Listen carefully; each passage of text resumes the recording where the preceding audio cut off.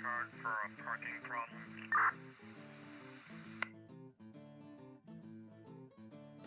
Or in your 23. Yeah, that's where we're gonna 28 from one truck when you're ready. Go ahead. From one truck, White Lincoln X-ray 985 should come back up next.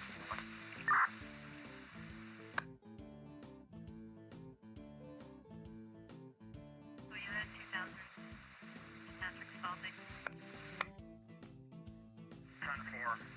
If you can just put them forward in something like that, I'm gonna be leaving a note on his vehicle advising him to remove it. Fuck.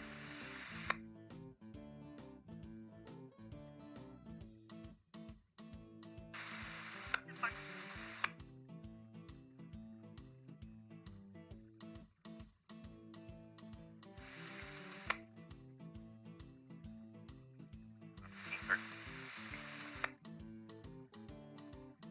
Rockingham 505.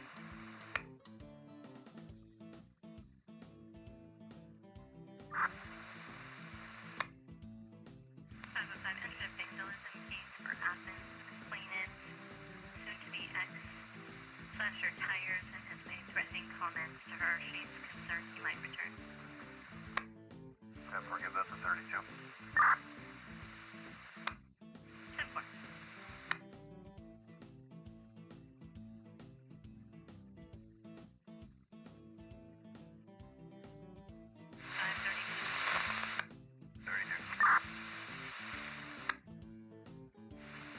You're assigned to a vandalism case in Athens. Can you copy the 505? Yeah, 4.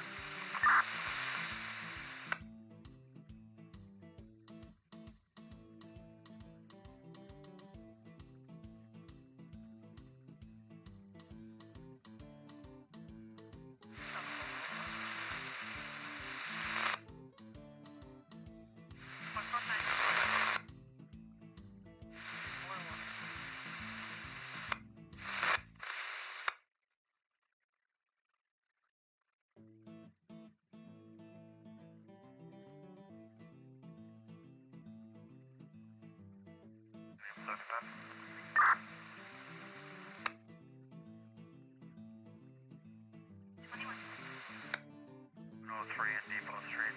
Truck away entry 5. That was 435. 10-4. 10-4.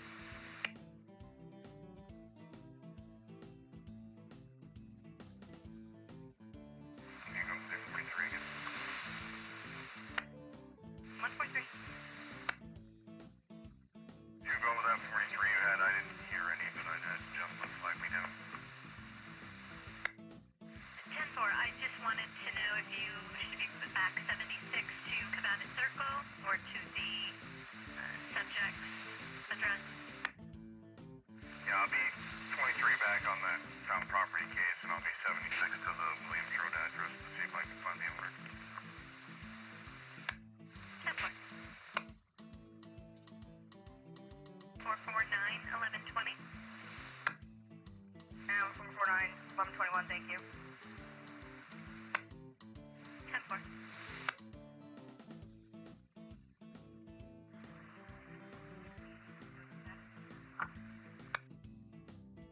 Code 4. 4.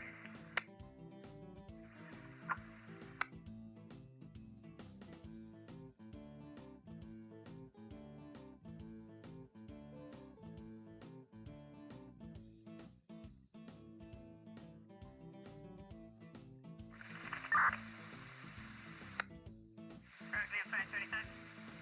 Yeah, that was a great college. 535. Should be. You got no for a woman who fucked into a house. I'll flight up that way.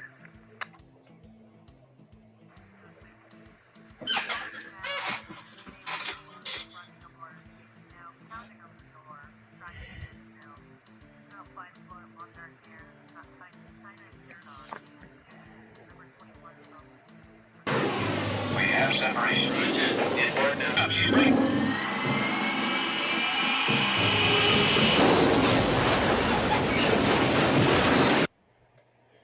Hey guys, good to have you. Oh, hold on a second. Feedback issue. Sorry about that little feedback problem. I want to plug in my mic too. Hold on a second. All right, guys. Good to see you. So I like to come on. So I have I'm really interested to talk to my guest tonight. He'll be on at 8:00 Tuesday Gazette. But I do like to come on early like this because this is a good chance to see the regulars, right? So some of the people that come on eventually at 8:00, they're kind of waiting for the show to start. You come on early and the real diehards, the people that we see all the time, that kind of make the show worth doing because you get to see them in chat. It's almost like being in a bar, getting there early, and you get to hang out with the cool people. So the cool people are here early, and that's how we got it. I want to pull in to. Oops, I almost spilled my coffee. I had a new animation made, so I want to get this up and see what you guys think. Now, don't have over expectations about these animations because these are not Hollywood movies. They're designed to give you an idea of how, in this case, the position his body might have been in. So this would be an update on the older animation. Let me know what you guys think of this.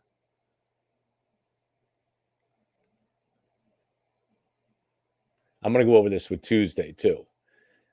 Does this seem to be something along the lines of what the state is saying happened? So there's John there. I'm not sure if the role I didn't ask for the role to be put into this animation, but it may be that the program does that because that's something that would happen. I don't know. It's interesting. So he perhaps would roll if he's going at an angle like that. Let me just play this one more time for you guys. So there you see John right there, and he'd be standing on the street. The grass has a light covering of snow. There's a black SUV backing up into him, and it looks like they put the glass in the wrong hand. Oh my God. I gave this guy instructions clearly to make it the right taillight, and he still came back with the left taillight. So I had to have him redo it. And now I see that the glass is in the wrong hand. Although it's possible. No, I was going to say it's possible it's in that hand, but I don't think so because the injuries are on the right arm. So let me just look in chat and see what you guys think about that. I don't think he was walking towards her, Maui. I think this is just a contract with an animator in Indonesia, and this is what he makes. It's inverted exactly. I think he definitely, unless he walked onto the lawn to use the bushes to take a leak or something like that, he wouldn't have been on the lawn. He would have been standing on the roadside. So this is just where they happen to put it in.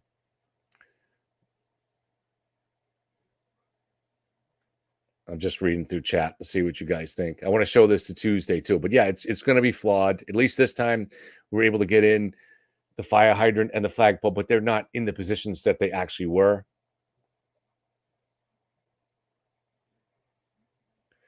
And I love putting this out there because then you get to have a little fun with the Free Karen Read zombies, because I'm sure Turtle will be playing this on his show tomorrow night, and they'll be yucking it up and having fun with it. So, but then maybe I'll get it on Court TV, which drives them crazy.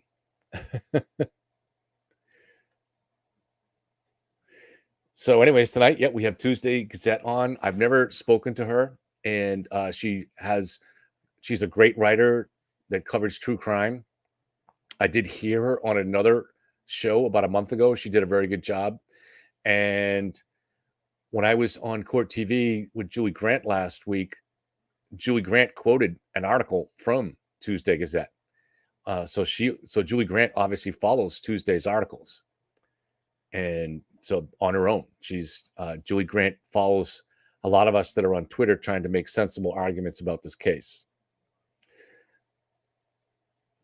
So this morning, of all things, believe it or not, I had the people from Unsolved Mysteries here to film a documentary. They were here at my house for about 3 hours, and they'll be coming back in July after the trial, since there'll be an update in the evidence. So that was pretty interesting. it's a professional setup, 3 cameras and boom mics and lavaliers and directors going cut and all that stuff. It was very crazy. The person who does the interviewing, her name is Terry.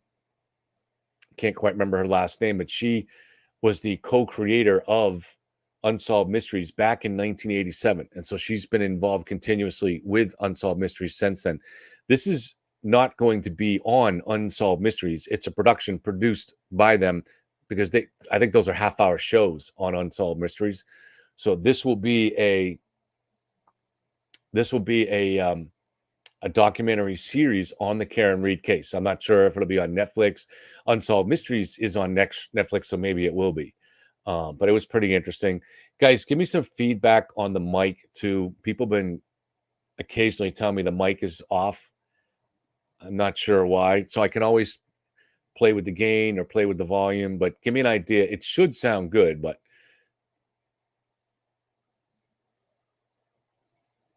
Mike is good. All right. Thank you, Sandy. Appreciate it. And I see Eldon is here, and I just want to tell him that Thursday's Gazette will be on Monday. I'm just teasing. Thank you, Nima. Thank you, Tom Fleming, for being here, keeping us all cool, keeping us all sane, because we sometimes can go a little crazy. I'm going to hold off discussing the evidence, the really, really important evidence that came out in trial Friday until Tuesday gets here, because I want to see what she says. But to me, on the one hand, this evidence makes it indisputable that Karen Read struck John O'Keefe with a vehicle at the exact time that we know that she did. However, the worry is that the state is not making this case effectively to the jury in a way that's clear. They're not telling them a clear story. The witness, Trooper Paul, on the stand Friday, seems nervous, maybe not that articulate, maybe a little green even. I don't know how many cases he's testified in before. Seems like a nice guy. I'm sure he's competent. He seems comfortable with the data, but I just think he was nervous on the stand. But we're going to talk about key cycles and the exact nature of the evidence, which shows really without a doubt that Karen Read did this. There's also a challenge in the way the state's doing its case, in that some of the data that is going to make it perfectly clear what happened hasn't been introduced yet, because it'll be introduced by Trooper Guarino, who is the state trooper who is the forensic data person. For instance, he's going to talk about the Waze data. John punched in Waze 34 Fairview. He's going to talk about John's GPS. Now, that stuff matches up and correlates perfectly with the vehicle data that shows the exact moment that John was struck. But unfortunately, because that evidence has not been introduced yet, it was something that, sorry, I'm just getting a message. Oh, sorry, I forgot to take myself back on. Sorry, I'm back. I wasn't looking at the screen, so you could just hear me. This is not a professional operation, as you know. Thank you, Dina, my friend Dina, who sent me a message saying, do you want to leave this stuck here at the end of the animation? So I'm going to show that animation afterwards to Tuesday. But anyways, so that data correlates perfectly well.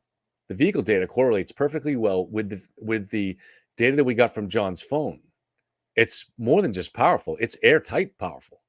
It's airtight. There's no question that Karen Read committed this crime.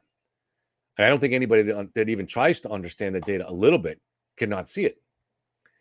But was it made clear to the jury, especially since that Waze data has not been introduced yet? So it wasn't talked about by Trooper Paul on Friday. I think that's a problem. I don't understand why the state chose to do it this way. I don't understand a lot of aspects of the state's case and why they chose to do things the way they did. I'm not a lawyer, okay? So I'm not trying to be, look, I used to own a bar. If a lawyer is going to tell me how to make a drink, I might say, hey, buddy, let me make the drinks. So I don't blame the lawyers for saying that. But the proof will be in the pudding. We've seen impossible to defy data that shows, we've seen it now, that shows that Karen did this. So if she's acquitted, then I'm going to say the state did something wrong, that they botched this. I'm going to conclude that. I'm going to just say that based on.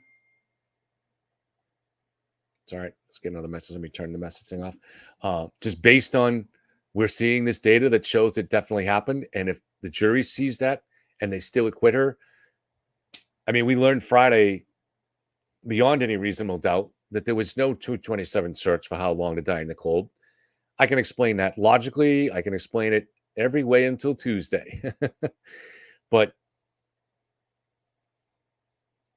I don't have to, because they had one of the most credible and esteemed forensic data people in the world on the stand Friday, and she explained it. And they're going to also have the senior forensic data analyst for Celebrite, and that's the program that found that 227 search. He's going to be on the stand next week and is going to explain it.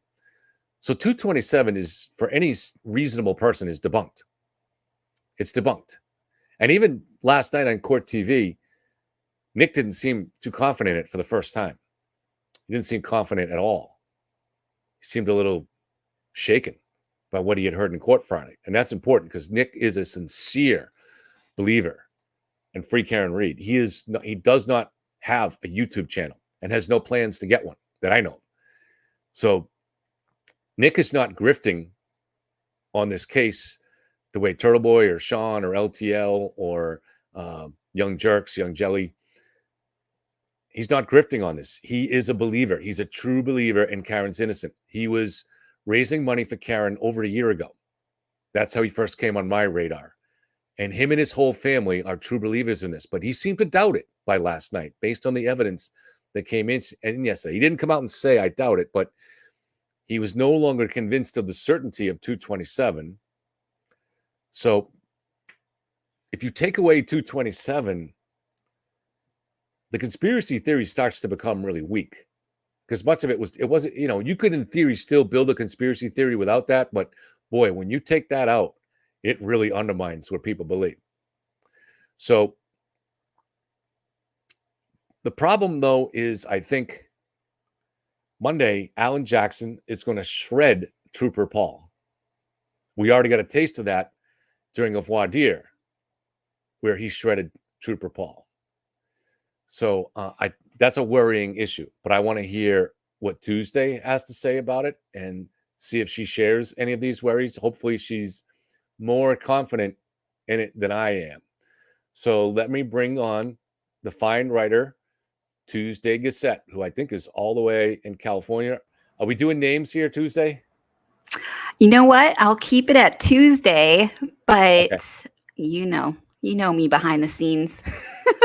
And I get your concerns. I mean, because of what Yeah. goes on with threats and pizzas being sent and stuff like that. I know you don't live in this area, but pizzas can be sent a very long distance in this day of the internet. Yeah. Karen from True Crime and Some Wine has had pizzas sent to her house and she lives in New York. So Yeah, I remember that. That's part of this crazy circus going on. Yeah, and you've inserted yourself into it. So thank you. We appreciate your courage. Same. One of the things, so this is a crazy thing, but I had the people from Unsolved Mysteries here this morning filming, and she was telling me they've had a real problem in finding YouTubers or lawyers or media people that are willing to go on and on the air, go on the camera and question the conspiracy. Wow. I believe it. And I think that is my mic working okay, by the way? It sounds excellent. How's mine sound? Okay. Yeah, great. I think that's the problem. One of the many problems is that people you're being bullied into silence. That's really what it is. And I remember when I first got on Twitter, and I was just questioning things, and people Mhm. were, calling me names, and I thought, this is bizarre. This is Yeah. so bizarre. And I ended up getting off Twitter because I was like, this is like a swamp in here. Yeah. And, and then it's like, but also you're learning stuff on Twitter and you're communicating, and there's great people and great information. Mhm. So I went back on Twitter and, you know, probably just like you, but my skin became very, very thick. Mhm. I've been called more names on Twitter in the last 6 months than I've ever been called in my entire life. And it's, it almost just rolls off your back now because There is you can only get it so many times before it just doesn't even right. bother you anymore. There is something that seems something misogynistic about this criticism too, because even though I've had death threats and plenty of criticism, my sense is that the women that cover this case, so Karen and Jen Coffindaffer, obviously Kate, the attacks on them are extra personal and way more than the attacks that I get. So there is something weirdly misogynistic about the attacks that come from the free Karen route. Do you agree with that, or? Yes, I do. And I think a lot of it comes from a specific blogger who feels like he's going to pick on people that he may feel that he is, I don't know, the more vulnerable people, the women, the teenagers. Um, we're the people that he feels more confident to target. And it's sad that this particular blogger Mhm. is that weak-minded that he feels like he needs to go that route. But I think he's not everybody, but he is a leader of the movement, and they seem to really follow suit in a lot of things that he's doing. Mm. He set the tone. So let's actually, along those lines, let's backtrack a little bit and Yes. tell me about your interest in true crime before and then we'll come back to the Karen Reed case, but just your experience covering this before this case, because we're getting a sense that this has been very unique, your experience, your experience in this case. So what was your interest in this, and what kind of cases have you covered before, and what kind of interactions in social media and whatnot? Yeah. So I actually went through something last year that mirrors a little bit of what's going on now. And on a much smaller scale, but I've witnessed uh, this content creator issue, false narrative issue, sensationalizing issue last year when I was listening to a podcaster, and I'm not going to name him, but I will say he is notorious for covering. Um, he's a big um, wrongful conviction advocate, and he's not Mhm. super well known. He's not like in the top, whatever. A lot of people haven't heard of him, but um, I was. I really enjoy listening to stories that kind of stimulate my mind and help me. I just really enjoy like the puzzle of it. Mhm. Um, and I always have, I've always been a Mhm. mystery book reader and things like Mhm. that. So, um, I was following along. This guy usually typically picks one story for an entire year, a closed Oh, case. This is his thing. mm, sure. And he says he goes into it unbiased, and he's going to do a real in-time investigation and see if this is a wrongful conviction. Mhm. Now, he's done this, I don't even know what season he's on now, 13, 14. And he ironically always finds them being wrongfully convicted, which is, very suspicious. But I followed along with the story, and I had access to the case file. And I had a group of people that were kind of behind the scenes, and they kind of brought me in, and they're like, here's the case file, because they knew I was very active in the group chats. And this particular podcaster was intentionally misreporting the story. Mm, He was leaving out, he had the case file, we had the case file, we were even sending him videos. He wasn't posting anything that was incriminating mm, towards the people that were convicted in the crime, and trying to make it look as if they were innocent. And then he was having all these people like blame the parents and blame the friends, and I'll get this sensationalized story of where they're treating innocent people like they're the mm, guilty ones. It was so appalling to me that I couldn't wrap my mind that someone would do that. And we I met so many great people, but we were all booted from his podcast group because we were trying to show that he was wrong, and mm, so anyways, that really got me thinking about who is my source of information, mm. and are they humble enough to say they're wrong, because we're all wrong at times, Right, right. and a lot of them aren't. And do they have the integrity to put truth before views and clicks?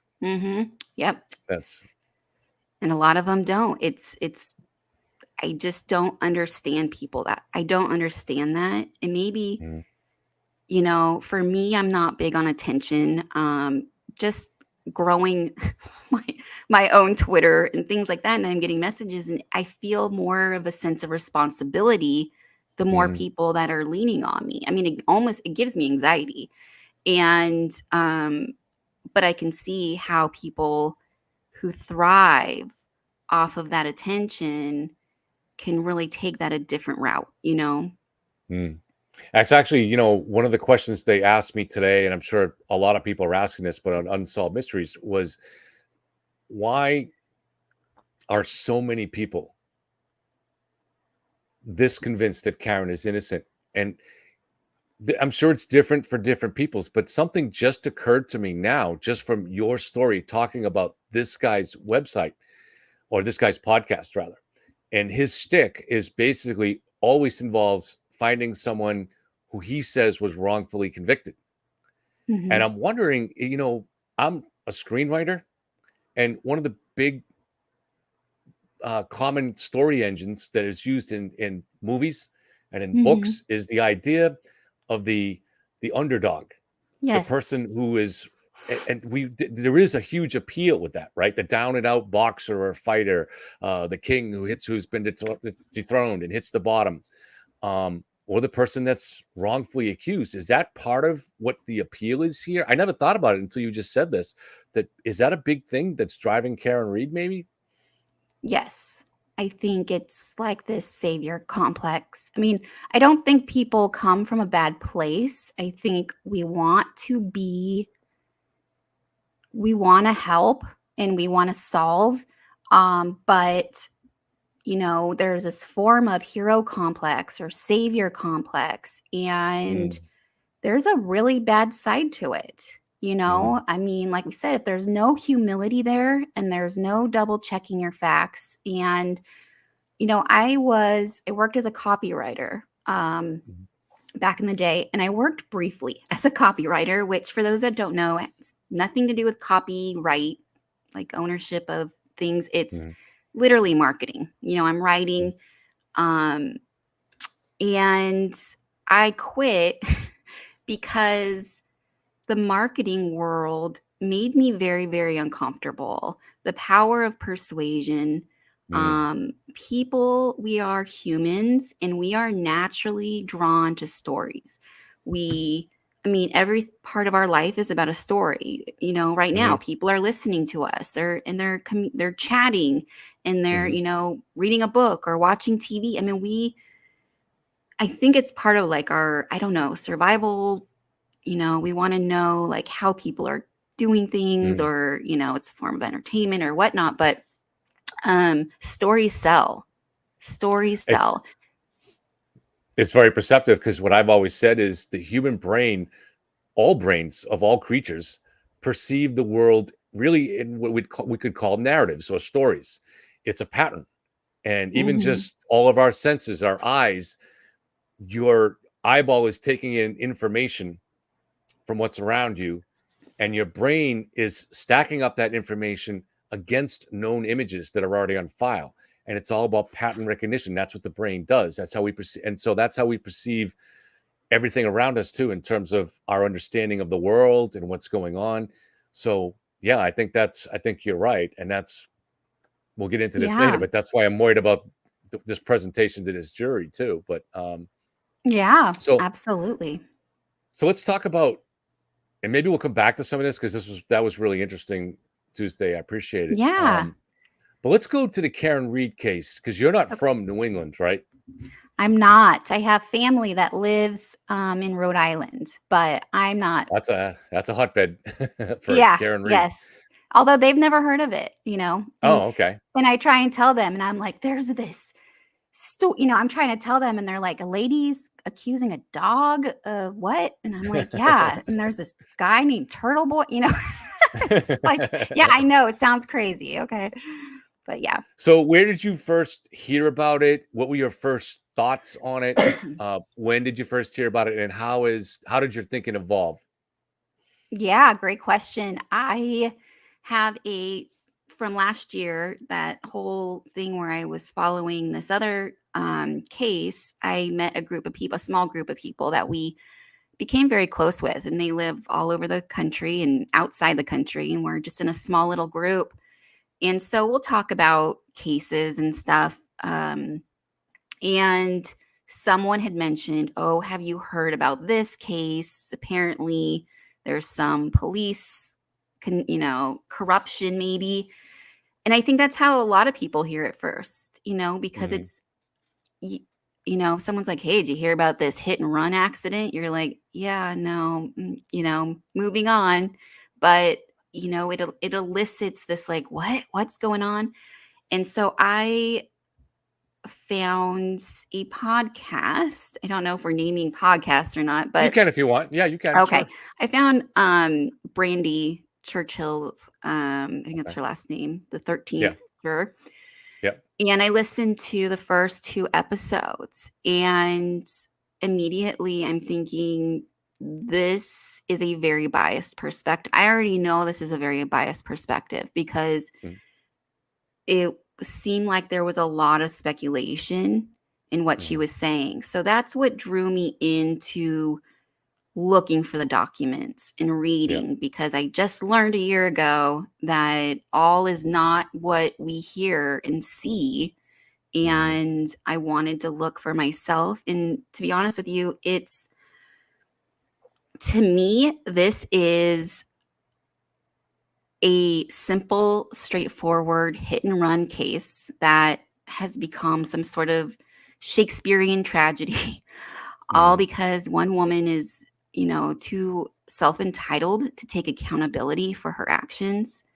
Mhm. And unfortunately, it has, become something completely out of this world right now.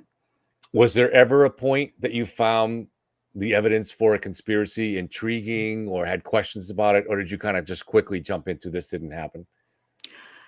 I mean, when I first heard about it, there were questions, and I was thinking, like, you know, I heard the information that they got rid of the dog. I remember that Mhm. being one of the first things, like, Mhm. and they sold their house, and they Right. ripped up their Right. flooring, and Yeah. these things that over time is like, wait a minute, okay. When you look at something with conspiracy goggles on, Mhm. you will find something suspicious, and I think it has a lot to do with like the same thing as like um hypochondria. Like there are students that go to become a doctor, and they're learning about Mhm. all these diseases and disorders, and a lot of them go through a phase of hypochondria, because they're suddenly so aware of these things, Mm, you know, these different symptoms and they start self-checking and over analyzing, mm, and that's what's going on. I mean, they're over analyzing. And so when I was looking at it all, it was initially intriguing. It mm. did catch me, but pretty quickly I was like, this is being made out to be something it's not. Aside from the things that you mentioned, are there any things that made you skeptical early on as you were first looking at this theory? Skeptical, like it is a corruption, or No, skeptical of the conspiracy theory that was being presented to us by all the other YouTubers and even now by regular media, but certainly back when you were first learning about this case by the other channels. yeah, I don't know if I recall exactly what those things were, but I do remember when I was listening to Brandy's podcast, there were certain things she said um, regarding, you know, the Apple data and things like that. And I'm like, wait a minute. Like, you can't rely on, you know, Apple data flights to be like the gold standard of Mm, information. You can't do that. You know, you need to mm, know more information. And now we know there's elevation changes on that drive to the Albert property. And mm. there's, you know, flights by Apple Health data are calculated by barometric pressure, Yeah. which we know there's a storm coming in. You know, Mhm. we know Yeah. that there's these elements, and there were flights calculated later on his phone. I mean, Mhm. Yeah. so yeah. I think for me, I started the story on April 18th last year when Turtle Boy put out a story Oh, that was the first one, right? that was the Was that very the first one. I hadn't heard of Oh. the case before then. I had got messages from some friends in law enforcement saying, "Wow, you got to check this out," and sending me to Turtle Boy's website. I had never been there before. I had heard of him, but I'd never seen his show. I didn't really know anything about him. And I understood that what I was looking at was not the result of investigative journalism, but was somebody had given their defense theory, that the defense had given their theory, their conspiracy theory, intact, including autopsy photos and everything else, well researched and well built to this guy to get it out there. Now, that didn't mean it wasn't true, but it means you ought to have some sense of skepticism. You're getting a defense theory, right? There were enough interesting things in it. Now, back then, in those naive days, I knew nothing about data. Not that I'm a forensic data expert now, but I thought data was data, right? And Mhm. so we were told in that story that Jen McCabe had searched at 2:27 in the morning for how long to die in the cold. And if she did, there's no innocent explanation for that. Yes, right. And but then in the next hearing, now I had some questions though. I was like, well, why would all these 11 people in the house, none of them who are criminals, stay silent about this? Why would they put the body of the victim still alive on their own front lawn? There just were a lot of things that didn't make sense to me. But then I was Yeah. like, what, 227? And then there was other odd things that most of these things have been resolved. But why didn't the family come out of the house and stuff like that? Yeah. So I was kind of on the fence, but definitely intrigued by the possibility of conspiracy. But then the next hearing in court, Adam Lally explained that the state disputes this idea of a 220 search and that they have an independent expert, that Jessica Hyde, who we saw Friday, who was going to explain that that timestamp is not accurate. Whoa, that changed everything for me. Now I really started questioning a And that's lot where it harder. should have stopped everybody, because Yeah, if there's a chance that this is something, you know, if this is something that would exonerate from the public this witness, then you should not be out there calling her a killer. You know, you should exactly. not be accusing this mother of being part of a murder cover up. I just can't believe that people don't stop right there. I mean, they Mm, can be suspicious and they can, yeah, you know, have questions, but yeah, right there, like you said, like that's the logical response of a person to be like, yeah, hold on. yeah, yeah, exactly. So, what do you think the jury is thinking now? I think it is a fool's Aaron, to try and guess really what a jury is thinking, because here we are all, coming from similar points of view and different. And I question, like, is Alan Jackson's behavior towards witnesses Hmm. off-putting to the jury? Because, for me, I know I'm already on a biased slant here, right? I Hmm. feel very confident that Karen is guilty at this point. Hmm. Um, so I know I'm perceiving this through, my own perception right now, but I Hmm. find him incredibly demeaning, Hmm. and I feel protective over some of these witnesses that get on the stand and they're just trying to do their job. They're Yeah. just trying to say what they remember or say what they know. And um, that's what I wonder. I wonder how they read Karen. I mean, she's a very emotionally expressive person. You Hmm. see her anger, you see Hmm. her annoyance, you see her laughing and giggling, and we never ever ever see her crying. I think there was Hmm. one time where it may have looked like she was shedding a tear, and that was right after they showed all her drinking, so much alcohol. It was like Hmm. if she was crying, she was crying for herself. Yeah. So, the jury sees a lot of this. And Hmm. so those are my questions, I guess. How much that plays a role in it.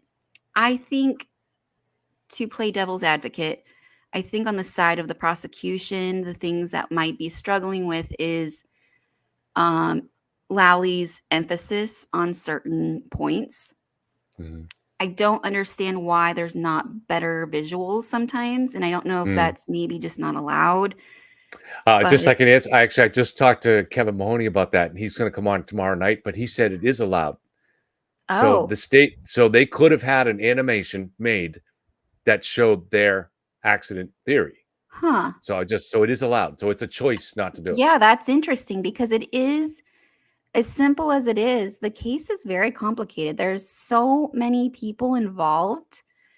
And I think that's the hard part about learning about this case is I think there was a Mhm. point where all of us were like, and who went where and who is this? And and that's creates this illusion of a conspiracy, as well as when you hear, Chris Albert, and then there's Colin Albert, and there's Brian Albert, and there's, you start thinking like, whoa, like, you're trying to figure out who was actually there and how are Mm, people connected. But um my biggest concern would be that the jury is confused, and a mm. confused jury has doubt. Yep. A confused jury is good for the defense and bad for the prosecution. And Yeah. we knew they were probably confused for the last 7 weeks, but there was okay, they're going to eventually pull this all together when they bring up their accident reconstruction guy. Mhm. So from that perspective, they did give conclusive data that shows that John was hit by Karen's SUV. Mhm. But I don't think they presented it in a way I can't be confident that the jury pulled it all together. So it's It's funny that because I remember you saying that, and I think Kevin Mahoney was also. I think I saw on Twitter. I love his perspective and insight, but I think he was agreeing. He was saying something similar to what you were saying, and I actually felt differently. I mm, thought, whoa, this is really huge. I felt like it was actually pretty well delivered. I think the problem was well, there was a couple problems. I think um the I forget his name, the guy that was testifying. Trooper Paul. Yeah, he mumbled. He was very nervous. I Yeah. understand why he's nervous, and maybe that's why I Mm, had a little more grace for him. But um, I don't know. It was like a tongue tied. He mm, wasn't very articulate, right. and I think that created a lot of probably subconscious frustration Mm, when we're trying to understand it. But we also had the girl before who was amazing and was talking about the Google search, and she did amazing, but Yeah. it was a lot of information. Yeah. Like Yeah. by the It's a lot to middle of absorb. the yeah, it was I don't know if they should have done all that in one day because my brain hurt like by the middle of the car recreation thing. I was like, I can't even absorb any of this information anymore. So Yeah. I don't But know. that goes back to what you were saying too, the advantage of putting things in a narrative that people can understand as opposed to just reading them data. Now, unfortunately, some of that is just necessary. You have to get across this is where your evidence, this is the basis for your conclusions if you're Trooper Paul. So you have to go over that data. But it just was not presented in a way that I thought was easy for the jury. I worry that it would be easy for we Yeah, could sure. understand it because we've been following it for so long. But I mean, it was to me like I also know that it matches up. This is the one of the most powerful aspect of this testimony is that it correlates really well with John, perfectly well with John's phone. Yeah. So, so the way they were able to establish going, I believe, going backwards, so they Oh, know. you froze. Is it me or you? You are frozen to me right now. Uh, it Are you maybe can there? you hear me at Oh, least? there Okay. you are. Yeah. Okay, yeah. So I think with the way it works is, you get a key cycle, which is every time you start your car, and that starts a new key cycle. And so they know the last several key cycles. They know Karen. So we know that she went from the waterfall to John's to 34 Fairview and then back to home to John's house. That'd be one cycle. Uh, After that, she went out searching for John and went to Jen McCabe's house. We Mhm. don't know if they stopped the car at Jen's house. Probably she didn't. She probably left it running, but we don't know for sure. And then they took it back to John's house, but then they did stop it there. We could see that in the video. And then they started it up again. I'm sorry, I take it back. They left it there. And then it was hours later when Karen and her family returned that they took the car and drove it to Dighton. From Dighton, it was towed, but it was started up outside the Sally Port to be driven into the Sally Port. So I think from that moment, they can look back and knowing the sequence of events the way they happen. So then they went back to, they can identify based on looking at the information, the moment when they took it from the waterfall and did a U-turn because they went past the turn onto Fairview.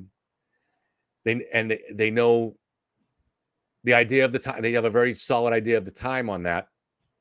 And then 8 minutes after that is when Karen put the car in forward, went forward for a couple of seconds, I think 3 seconds, 3.5 seconds, and then suddenly stopped, put it in reverse, and hit the gas hard and went back. And it registered what they say is a signature indication of a pedestrian accident where there was a slight shift of the steering wheel and a slight deceleration of less than 1 mile per hour, but something that would need an explanation because her foot was still in the same position on the accelerator.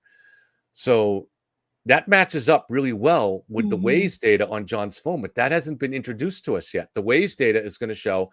So around 12:20, they had never been to 34. John punched in 34 Fairview. The GPS and the Waze both show that she went past the turn and then turned around and came back. And then 8 minutes later, we also know from John's phone, from his health app, that that's the last time his phone moved. So it correlates very, very well. But I guess that's all going to have to be pulled together when Trooper Garino goes up there. But I don't know if he's going to be able to talk about by law what we already just heard from Trooper Paul in terms of that data. So I don't. That'll be up to Lally to put it together on closing arguments, but that's dangerous. Yeah.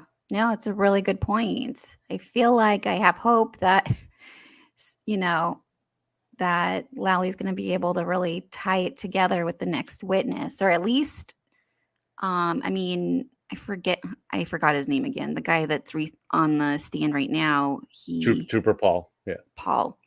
Yeah. It's his last On name. Yeah. redirect, we still have him on the stand, so we're still, Lally's done a good job on redirects, I feel like. Yes, he does clean up a lot. Yep. Yeah. Good point. Very So, good point. but we also have, the medical experts. I I hope they will tie in those injuries that I believe it was it Yuri? Someone was talking about how the injuries match. He started to say it and then they was sustained, how the injuries match, what the impact wounds match the what hit him. So I'm wondering if they're going to show us how the patterns on him, and I'm hoping, because I feel like that's going to seal the deal. With the recreation information, we can hope that there's one juror at least who's a math person who can There nerd always is. out. Yeah, Yeah. hopefully. So they're going to need that because, you just need one juror to understand it, to explain Yeah. it. That's true. That's a good point. Let me show you an animation. Now, this is an animation that I had made up. It's a remake with updated information from an animation that I had made last September. Now, this is someone I found on Fiverr. He's in Indonesia. This is not a recreation. It's just an animation to demonstrate the possible position. And I have to have him remake this because he put the glass in the wrong hand. But see if this comes close to what maybe the state is saying.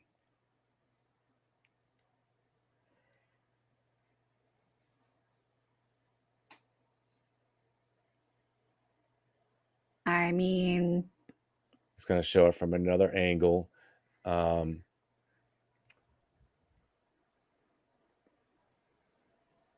yeah, there it is. But they've got the glass in the wrong hand because they put it in the left. Uh, I believe that's what I think happened. I want to hear what you think. So I think it was it's a heavy duty glass. It's in his right hand. He's like this. The car's backing up. At the last second, he probably goes like this. And the car is 2 tons. It's going 24 miles an hour. This heavy glass clips on the corner of the taillight. And that's enough to rip those taillight pieces off. And the car continues through. And the now broken taillight strikes him in this area here and does damage. And it sends him back 6 feet onto the lawn. So yeah, I don't know. no, What do you think?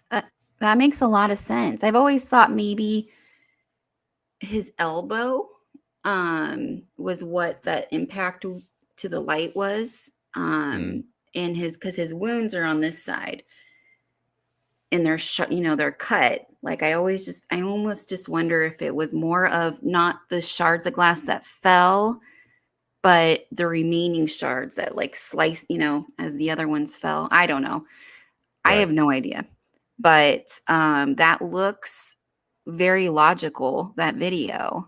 I mean, it's I think it was Kate who pointed out on Twitter about how Karen had texted, I believe it was when she was texting Turtle Boy and saying like, I thought I may have clipped him or something like that. And Kate, mentioned, she pointed this out, which was exactly what happened. I mean, that's exactly how the car recreationist described the incident, is that it was at this edge and she did clip him. Like she's pretty much told us exactly that she did this, how she did this, and people still don't believe it. So this is something I just got to.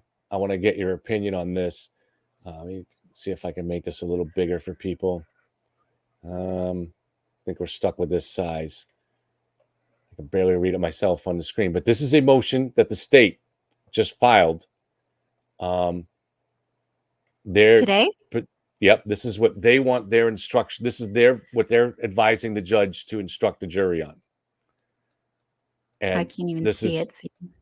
Okay, yeah, so I'll just have to read it. But so they they're asking for a second degree, and they're trying to explain they're given what second degree would be explained to the jury, the way they want the judge to explain it.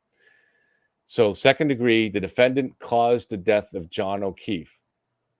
2, the defendant intended to kill John or intended to cause grievous bodily harm to John, or and this is so there's three possibilities here, intended to do an act in which the circumstances known to the defendant, a reasonable person would have known, created a plain and strong likelihood that death would result. So Yeah.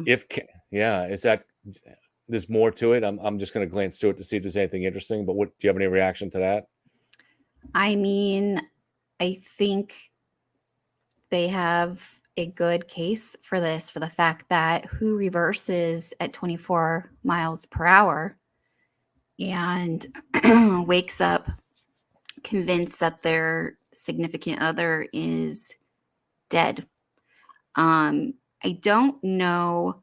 To me, it's clear she was very, very drunk. And I think by her blood alcohol content that they did the retroactive or retro thing where it shows her blood alcohol content was between, these numbers when she was driving at midnight.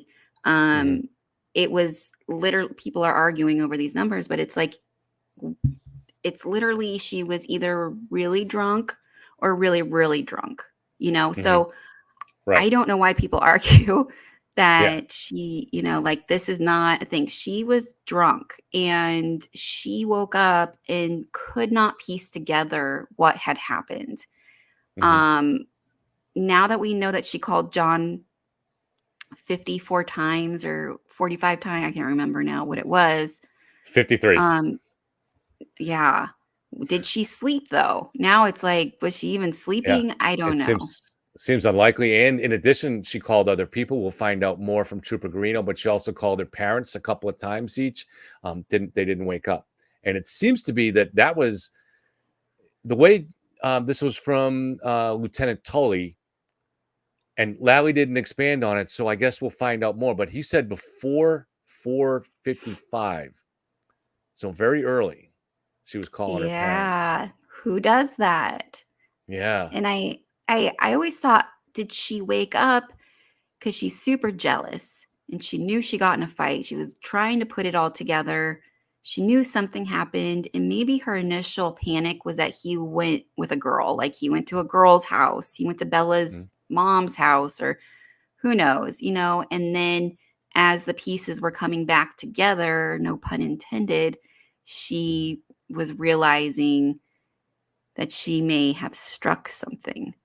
And panicked. And then Daddy showed up and told her to be quiet, and they called Yannetti. This is so the state expanded on their recommendation. It says the third prong is that the defendant intended to do an act which, in the circumstances known to the defendant, a reasonable person would have known created a plain and strong likelihood of death. Let me help you understand how to analyze this third prong. You must first determine whether the defendant intended to perform the act that caused the victim's death. So she hit the accelerator. That was not an accident. Her foot didn't slip. If you find that the intended, sorry, let me scroll up again. If you find that she intended to perform the act, you must then determine what the defendant herself actually knew about the relevant circumstances at the time that she acted. Then you must determine whether, under the circumstances known to the defendant, a reasonable person would have known that the act intended by the defendant created a plain and strong likelihood that death would result. Interesting. What are your thoughts on that? I mean, it's obviously, it sounds like because they've put this emphasis there, what we had wondered for the last year was whether there was going to be any evidence of consciousness of guilt, because John was still alive when he was found at 6:03. Yeah. So if she was taking some kind of actions, say at 4 or 5 o'clock, to hide what happened, then that's clearly second degree. Yeah. Because that's an act of malicious intent. Even if she didn't know that John was alive, she made no effort to save him. But I'm not sure if the state has found, there's only hints at that. So like like we just talked about, the calls to her parents, or the fact that when she said to Kerry Roberts at 5 o'clock, John's dead, and then hung up. Or as the state is trying to suggest, but has not proved, in my opinion, that Karen went back to the crime scene. You know, I was trying to do this earlier, and I know I didn't do a good job, but when the accident recreationist was trying to like slowly rewatch it, and he was saying when he did the test, when they got the car, that, and then when the accident happened, all those miles, there's a 36-mile difference between when they received her car and when the accident, they're trying to prove that she reversed 36 miles. And so I put in the GPS thing. So going from John's house to her parents' house was 28.4 miles. I started adding it all up, and it's very, very close. So her car apparently did 36 miles. I added up, and this is including that she went to Fairview that second time. I added up, and it came to 37.8 miles, which is just a mile, almost 2 miles above where her car is showing. So I could have done this totally wrong. So I am like, my math skills are my worst subject, but I am interested in that because that's very, very close to, We have some really smart people in chat. Does anybody want to help Tuesday out with this project? Let's do the math and see, because we could look not only at how many miles in theory are missing, but also and we can compare that to the time. And I gotta go. I don't remember now. How much time did they suggest? So the distance from John's house to Jen McCabe's house, I think that was maybe 4 or 5 minutes. It's somewhere around that. Yeah, I wrote down the miles. Okay. It's from Fairview to John's is 2.3 miles. In the same in reverse, obviously, and then from Jen's house to 34 Fairview to if Karen went back to the Albert property and saw John laying there and then drove to Jen's, that would have been 2.4 miles. And then we have from Jen's house to John's is also 2.4. And then from John's house to Dighton, our parents' address was 28.4 miles. I don't know if I can always tweet it out, or if people want the numbers. Oh, someone wrote something. I was trying to read. And what was the time that was missing? So from when she left her house to when she arrived at Jen McCabe's. So when she left her oh, that's right. It was 50. Was a video 5:07 or something, and then she arrived. I think there was like an 18-minute. I don't remember. I would be guessing. That sounds about right. Like, yeah, about 18 minutes before she got there. So assuming that if she went straight there, it would have been 5 minutes. So maybe there's 12 minutes that has to be accounted for or something like that, or 10 minutes. Which is kind of a lot of time, when you're all in the vicinity within miles of each property that you're driving around to. I mean, that's a lot of time. Mark says it's 5:17 to 5:35. So that's 13 plus 18 minutes. You were right. Oh, here we go. That was a lucky guess. Go. Yeah. Thank you, Mark. So, but the state has to show not that she went back, but that she actually saw John. That's the real issue here, because she could have, in theory, drove down the street and not see him. Now, at this point, all we really have is Kerry's testimony and Jen's, but Kerry's was particularly powerful. That when Karen jumped out of the car and said, "There he is," Kerry was looking for the driver's seat, saying, "Where?" And even as she's watching, she's like, "All I see is a mound of snow." So is that enough evidence to show, that Karen really had to know he was there? Yeah. think maybe not, but to me, what might do it is when they look at the call log, if there's some kind of call, say around the time she would have been there. So what was that, 5:13? So around 5:20 something. If there's Mhm. a call that looks suspicious, like maybe to her parents again, Mhm. or I don't know. Or Um, her stop calling him, you know? Does mm, she is she incessantly calling him and then suddenly at 5:20 she stops calling him, mm. you Or does know? she? We're gonna hear her messages. What if she leaves a message at 5:23? You asshole, you whatever. You deserve everything. You know what I'm saying? I don't know. Mhm. I mean, I don't think there's going to be a smoking gun kind of message or saying, there, see, it serves you right. I don't think there's going to be like that. But is there Yeah. some change in her, what she's saying at that time? Mhm. I mean, it really might come down to the jury trusting Carrie and Jen. And if Jen is, so to speak, exonerated from being accused by the defense, that's going to be a problem for the defense. Hmm. Because if Jen comes off more credible than the defense team's theory, their theory is dead in the water. I Yeah, mean, that's a good point. Jen and Carrie are powerful witnesses, and I'm hoping the jury doesn't forget about Carrie. And Hmm. I'm afraid they will, because she was not attacked on the stand. Um, and so maybe it doesn't seem as memorable as a lot Hmm. of the other ones, but those are powerful witnesses right there, and especially Hmm. Carrie. I mean, they can't connect Carrie to anyone. The whole thing's crazy. I mean, Yeah. it literally is almost the size of the Watergate scandal at this point. I mean, 40 people, I believe it was 40 people were indicted or jailed in the Watergate scandal. I mean, this is a hit and run drunk driving incident.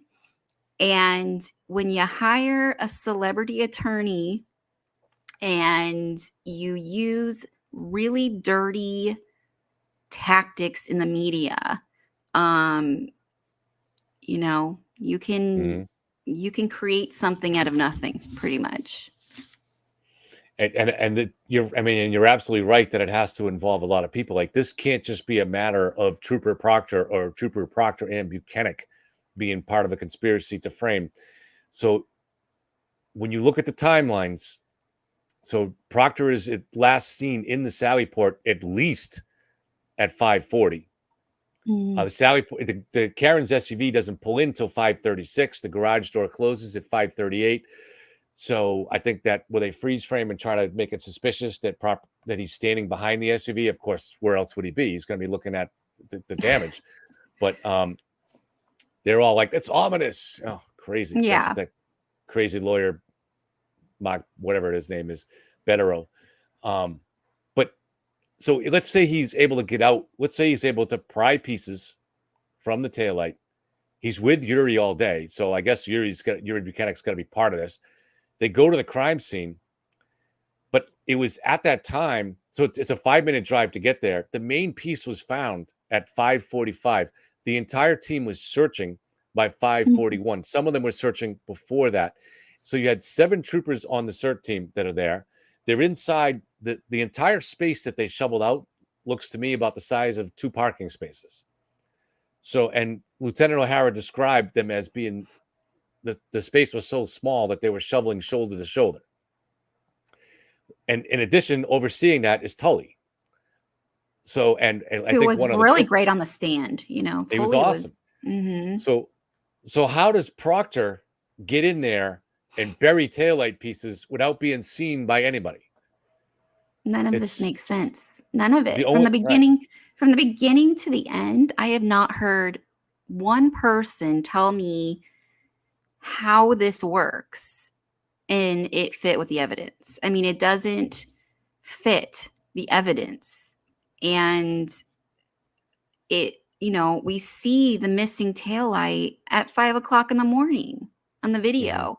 So, we can obsess over Proctor texting his wife, that, the wacko just got indicted by the grand jury. We can be appalled at this, which I feel like, it had its moment where it's being read out loud and we're all kind of like, oh, don't say that, Yeah. but Yeah. these are his private texts, and I think if I'm shocked that some of this came in, maybe the text between him and other officers, but the text between him and his wife Yeah. and the text between him and his junior high buddies, that I'm actually very disappointed that the judge allowed those, because there's nothing there. Those texts do not show anything that helps the defense or the prosecution. It was just a complete waste of our time, a distraction that sensationalists just are still talking about. And I do want to say something is so I find this really interesting and kind of eerie. But I've been calling this the Canton witch trials, because there's just so many similarities to the Salem witch trials.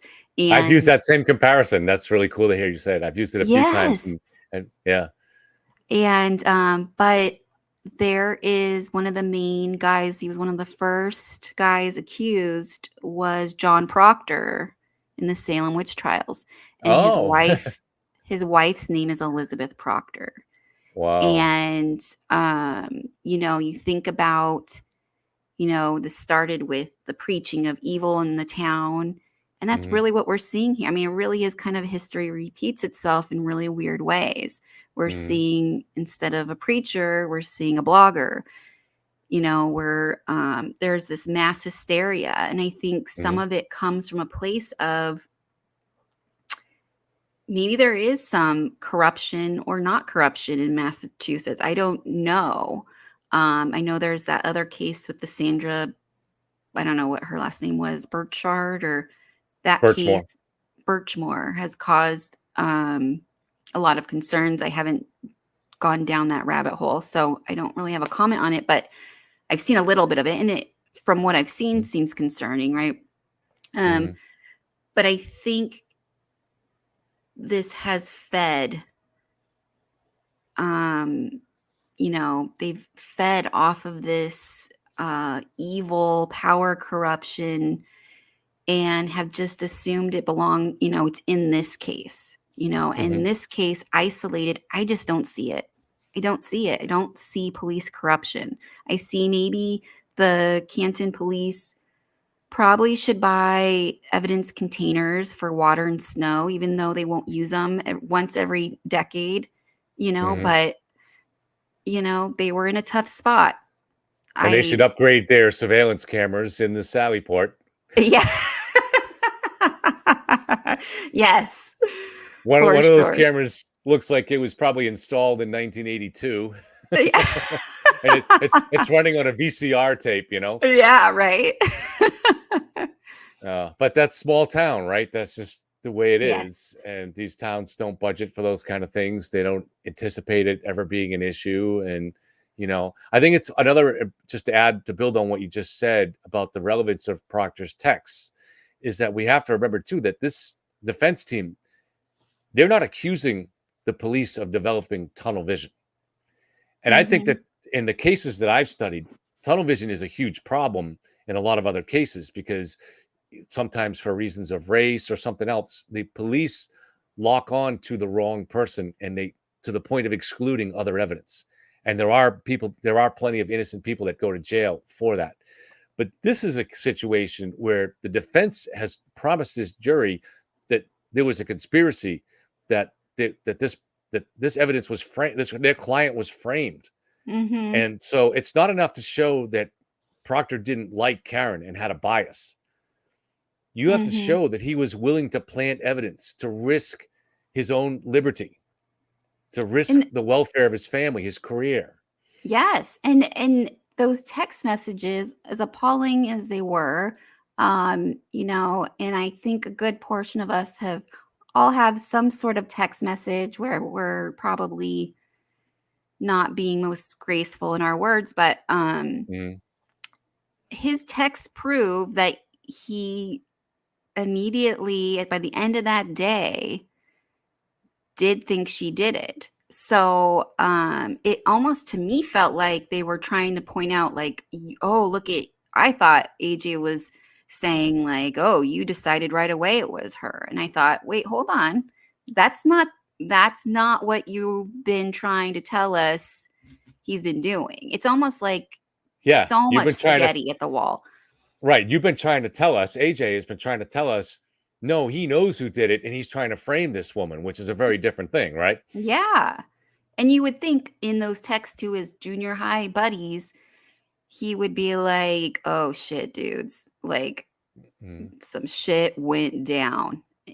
And none of that. It was just kind of like this wacko lady um did whatever, and he was probably upset. There was a dead Boston police officer who was left to die in the cold, mhm. so So, a couple more questions for you. okay. Um, what are your plans? I know you have the Tuesday Gazette. What's your long-term vision here? Do you want to start your own channel maybe? I mean, there's so many things you could do that I'm sure you would really build well with. I have been asked this question quite a bit lately, and I don't know. I feel like I started the Tuesday Gazette to give me a space to, give my own analysis or to share the facts that, I've come across, because it felt like it's not enough on Twitter to just argue with people. There Mm, really needs to be a solid ground.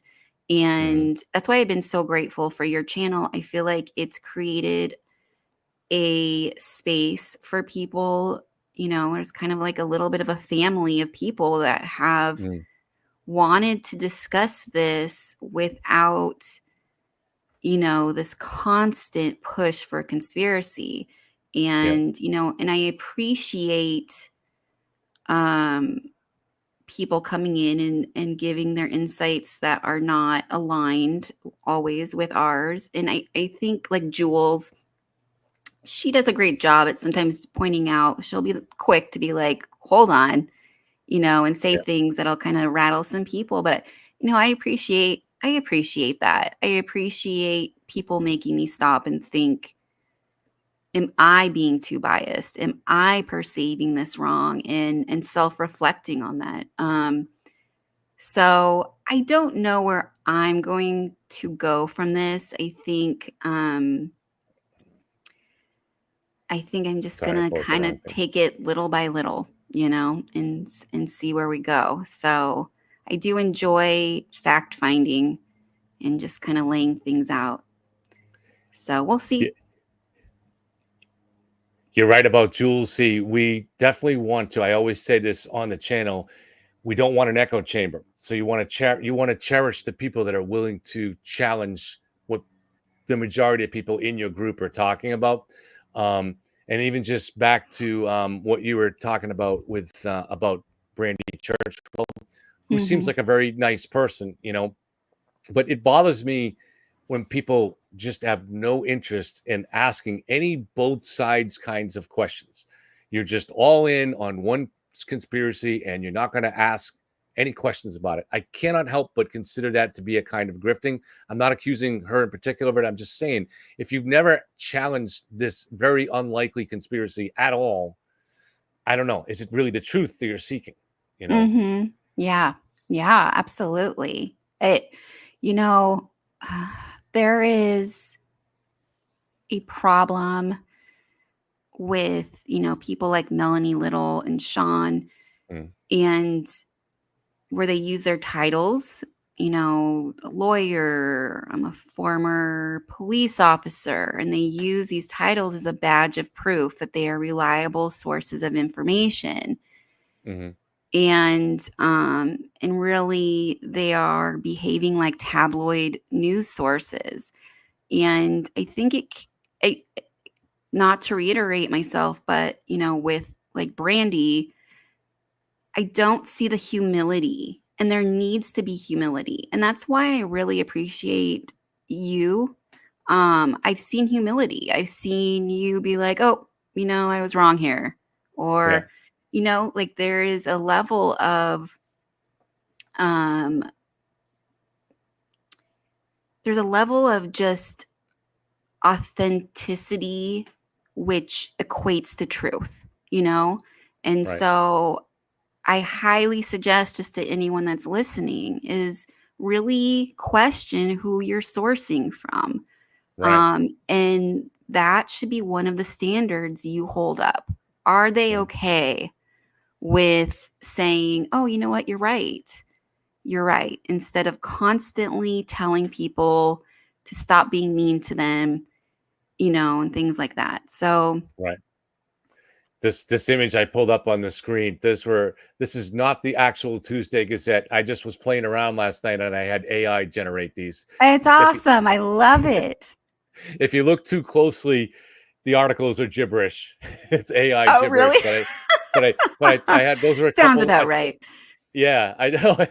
But I thought they came out kind of cool. I just asked it to create a noirish true crime magazine called Tuesday Gazette. I played around with some different things like that. The Oh, last that's awesome.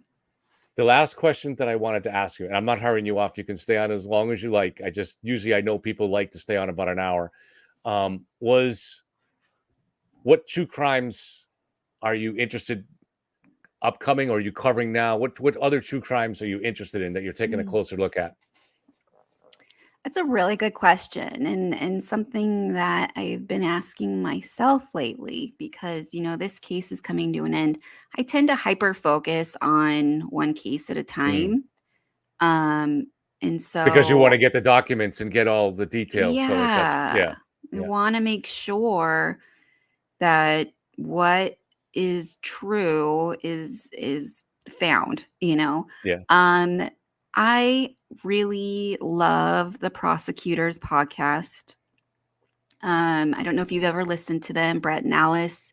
They are also very humble sources. Mhm. They've had their share of people kind of being rude, and Yeah. they've handled it so well. And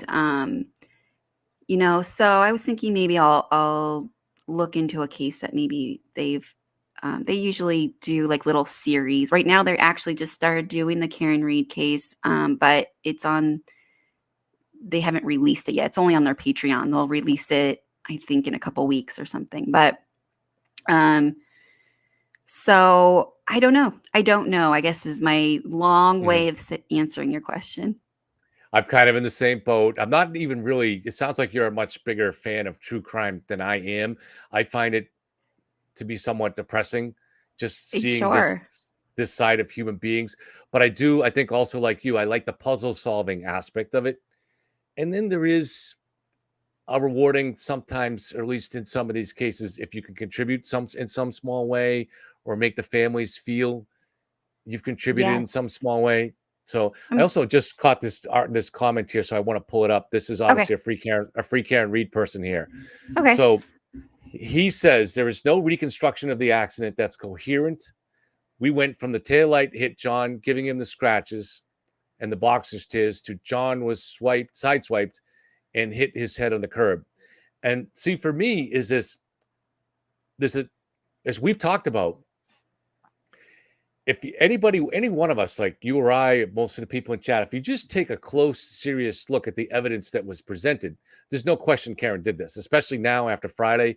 That data evidence matches up so well with the Waze evidence and the GPS evidence on John's phone. For anybody that's following the case, I'm not talking about the jurors because they shouldn't have been followed, but for those of us on the outside following it closely, there's no question that Karen is guilty. There's no longer any question. Okay. but this is a separate issue. And I think this person is having a difficult time separating these issues in his head. So it may be the case, as we've talked about, that this was not adequately explained to the jury. And so maybe Karen will be acquitted because of that. But there's no question that.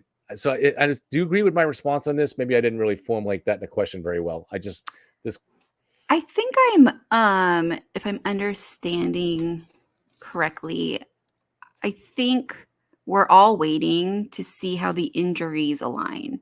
And I don't think the accident recreationist Trooper Paul can testify to that. I mean, he took it so far, but he can't tell us medically how, even I think it was Tolley. Was it Tolley that started saying, when I was looking at the body and I noticed that, when I see these injuries, typically if there's an abrasion from impact, you will see the impressions on that abrasion.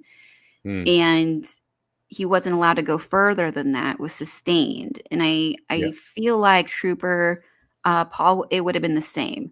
And so I'm assuming, and I'm hoping that we're going to get more of the other side of it that we're really seeking in the next, few days. From the medical examiner. Yeah. Mm-hmm. I hope you're right. I think, well, we're definitely going to get explanation that the broken bones in the skull, but I don't know if the medical examiner can testify as to what caused it. That's my fear. Yeah. That's true. I think we can understand, was there anything in his wounds? Was there debris? I mean, there's a 100-page autopsy report that we don't have access to. That's a long report. And, I was listening to, what's his name? Joseph Morgan from Body Bags. I think he's a forensic investigator. I really appreciate that podcast. It can be very straightforward, a little dry sometimes, but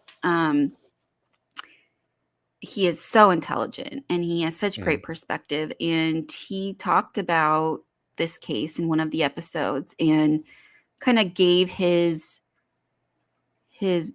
opinions to a degree, and then said, I can't say what happened without seeing that medical report. I can't, and that's exactly what it is, so we're all sitting there, people are like, like Melanie Little, like a car does not cause, no accident would cause those injuries. I mean, she said it so matter-of-factly to her audience that John was not hit by a car, and how reckless that is. We don't have the medical report.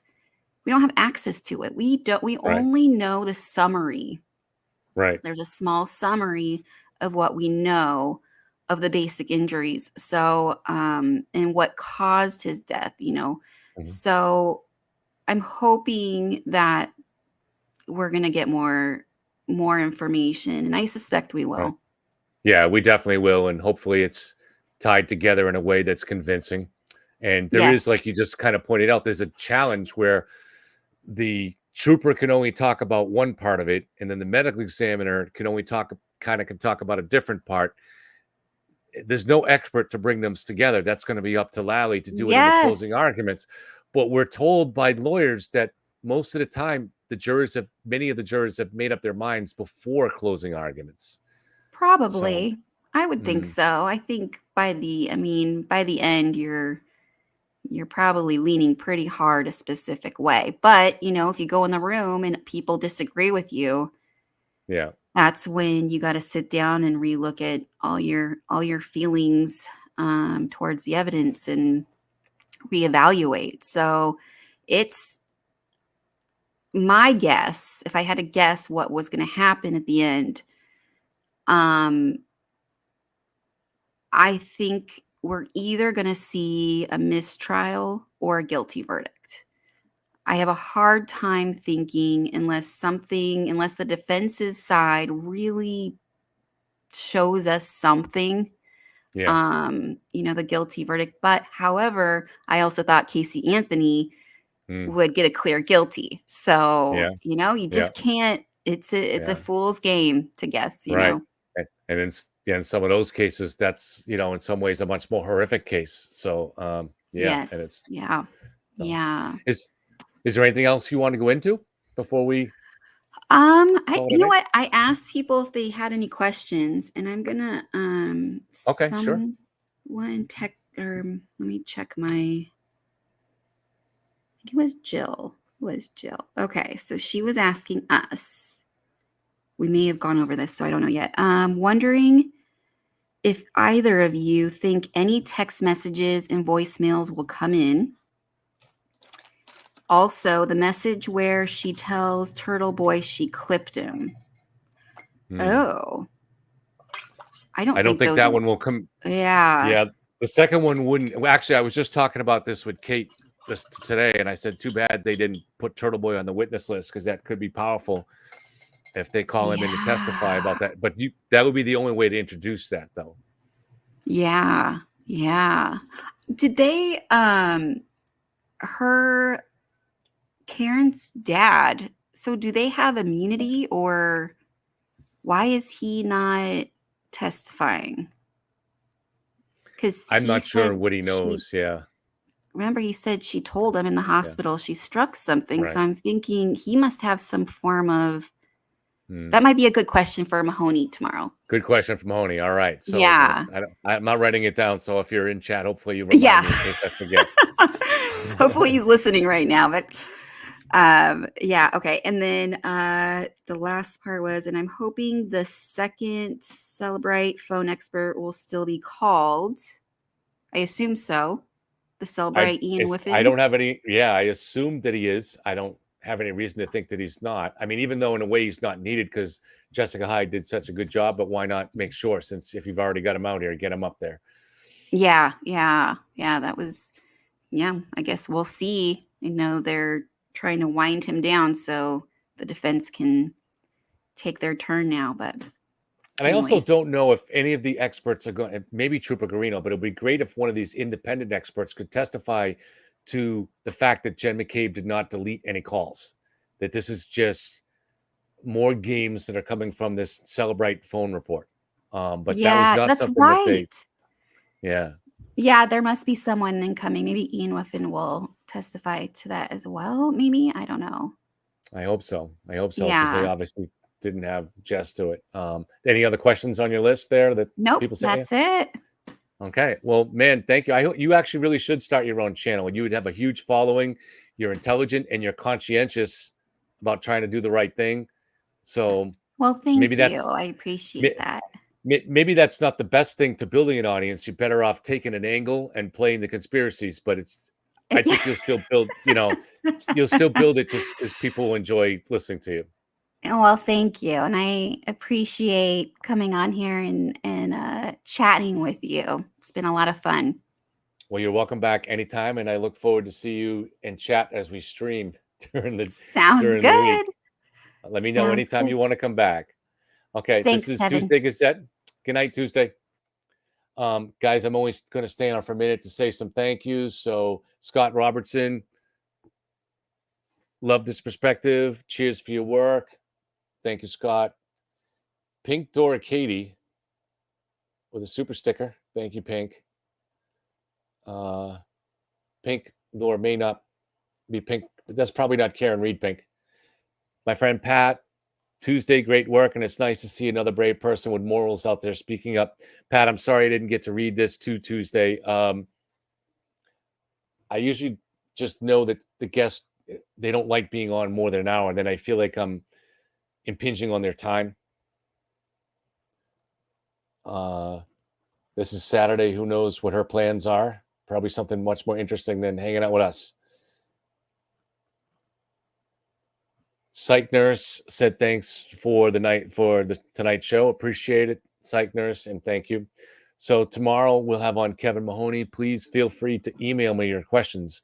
I think I got through everybody's question that they emailed me last week. So that's Leitskev, LEITSKEV at gmail.com. So the Celtics had a very hard night last night. Not really surprising. And just read the chats. And the Celtics will get another crack at it Monday night. And hopefully they'll finish things up Monday night. But for everybody that chose to spend a little bit of time with us tonight, I really appreciate it. Thank you to Tom Fleming for keeping things civil in chat. And you guys will continue to build that community and make it a rational place. Makis says, except Kevin made the data on Twitter as if Karen's computer logged the date and time. No, I did not say that. See, this is lying about things that I did will get you banned here, Makis. Okay? I want you to understand that. If you're going to say that I did something or quote something, don't lie. Because I had people even message me saying, Kev, I thought there were dates and times on the vehicle data. And I said, no, there are not. And I've been saying that for a year, that there are no dates and times on that data. So I did not say that on Twitter. Okay? I'll make this clear for you, even though it's kind of repeating what I've already said on the show. You find this, you have what's called a key cycle. And this is when you start your car, run it, and then when you turn it off, that creates one key cycle. So they were able to go back and trace their way back in time through the various key cycles, starting with the last one would being when the tow truck driver moved Karen's SUV into the Sally port. And they were able to go back and look at the data. So what they were able to do was match it up with, I'm presuming this was the way they did it. They may have been there's probably multiple ways to do it, but they matched this up with data, for instance, on John's phone. Now, we also think they probably matched it up with data on Karen's phone, but we don't get that data until Trooper Garino explains it to us. But that's how they were able to establish these times. And that's this. So no, I did not say that there were dates and times on this. Never. I first researched vehicle data last summer, and I posted a copy of a sample one on my show. And to my surprise, what I found out, but this was almost a year ago, when I spent like a month researching vehicle data. And eventually I came to the conclusion, even in fact, with the help of some of the people in chat here, that there was no timestamp.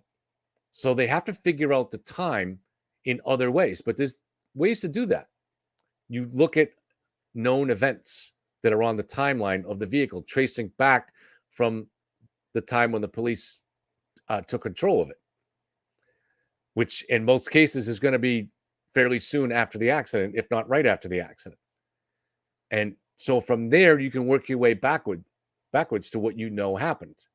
Now, in this case here, we know that Karen, going to 34 Fairview, missed the turn from Cedar Crest onto Fairview. Realized it right away, so they did a U-turn. That U-turn is in the data of that key cycle. It's recognizable. And Trooper Paul talked about it very effectively and showed it. You know what? Actually, I have those charts somewhere. I should have brought them up, but I don't really feel like digging. Maybe I can find them I can probably find them fairly quickly. Let me see. I can probably find this for you. No, I have to put them on a slideshow. Never mind. Maybe I'll bring this up early tomorrow. But it shows that when Karen made that U-turn. Now, what it does do, it calculates seconds from the beginning of the key cycle. So from the moment Karen started her car outside the waterfall, there's running seconds. So, and then as events happen on that key cycle, you can calculate within a second exactly when that happened, if you know the time. So if you know Karen left the waterfall at, say, 12:15 or 12:11 or whatever, I think it was probably, I'm not sure exactly what time it is off the top of my head, but let's say Karen and John started the car at 12:15. Well, that entire key cycle up until Karen pulls into the garage, that's all one cycle. And it's all calculated by seconds. And so they can figure out the time. If you know what time she started her car, what time they got in her car, from there you can figure out the time that events happened. So that's how it works. So that's the answer. That's the answer. I hope that explains it to people. So they were able to calculate pretty closely, as long as you can identify which key cycle belongs generally to what's going on, which they can do from tracing backwards. So this is evidence that is airtight. It's bulletproof. This is bulletproof evidence that shows that Karen's SUV struck John at 12:32. It's bulletproof. Now, you may not want to accept that because this has become a kind of religious belief system for a lot of people.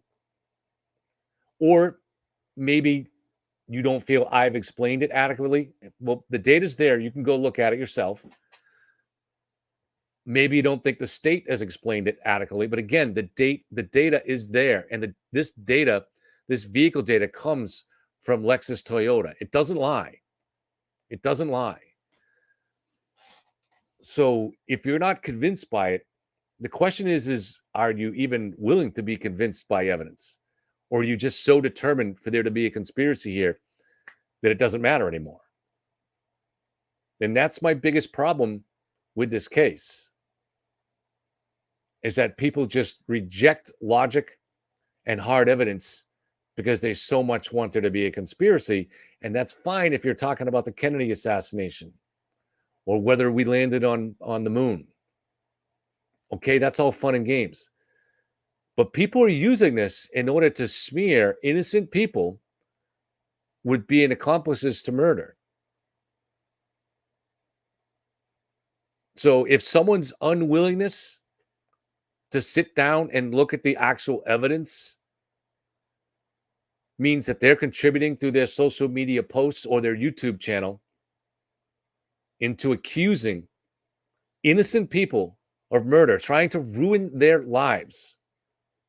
And there's dozens of people who potentially have their lives ruined here. And I have more information on that that's private and personal that I can't share.